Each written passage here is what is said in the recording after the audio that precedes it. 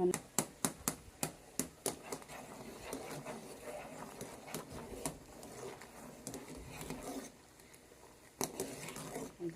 ఉదయం రోజు ఇలా చేసేదాన్ని. ఆఫీస్ మళ్ళీ ఈరోజు మొదలు పెట్టాను.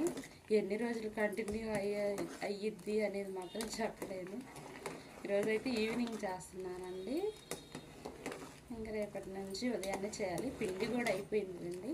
ఇంక ఈరోజే పట్టించుకొచ్చారు. ఇగో బెల్లం అనేది ఇలాగ అసలు ఏమి కనపడకోకుండా కరిగిపోయిందండి. నేను చేసేది కనుక నచ్చినట్టయితే చిన్న లైక్ చేయండి, సబ్స్క్రైబ్ చేసుకోండి, షేర్ చేయండి ఫ్రెండ్స్. ఇలా మరిగేటప్పుడైతే గ్యాస్ అనేది సిమ్లో పెట్టేసుకుంటానండి. సిమ్లో పెట్టేసుకొని మనం కలిపిన ఈ పిండి అనేది మళ్ళీ ఇంకొకసారి ఉండలు లేకుండా ఒకసారి కలుపుకొని దీంతో తిప్పుకుంటూ చిన్నగా అయితే పోసుకోవాలండి.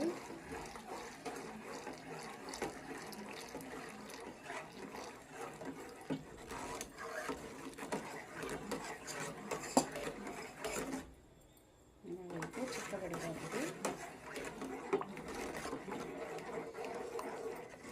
ఎక్కడా కూడా ఉండలు అనేది లేకోకుండా మనకి చక్కగా నీట్గా మాత్రం ముందు నీళ్ళల్లో పిండి ఇలా మధ్య మధ్యలో తిప్పుకుంటూ ఉండాలి. వదిలేయకూడదండి, గడ్డ కట్టిపోతాయి.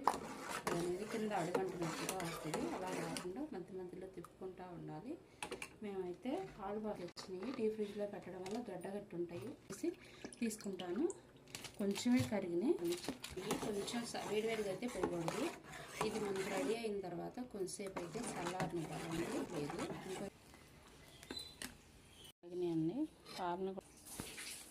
పాలైతే చల్లారినాయండి. అలా మనకు